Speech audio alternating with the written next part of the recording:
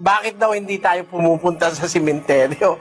Kasi magpupunta ka dun sa pista ng mga patay sa simenteryo, makikipag-gitgitan ka, madudukutan ka pa. Nagtataka ako sa inyo. Pati patay nagpe-piesta, hindi naman pwedeng magpiesta na yung patay eh. O, di ba? Tawag nyo piesta ng mga patay. Paano magpe-piesta yung patay? Wala lang ang kamalay-malay yun. O, basahin natin yung Ecclesiastes 9:10.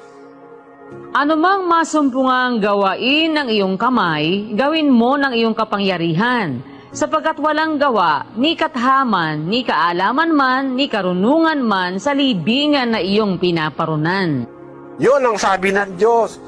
Ang masusumpungan ng kamay mo, gawin mo na agad kasi pagka nasa libingan ka na, wala ka nang magagawa. Kaya wala naman piyesta ng patay sa Biblia. Kayo lang naman ang naglagay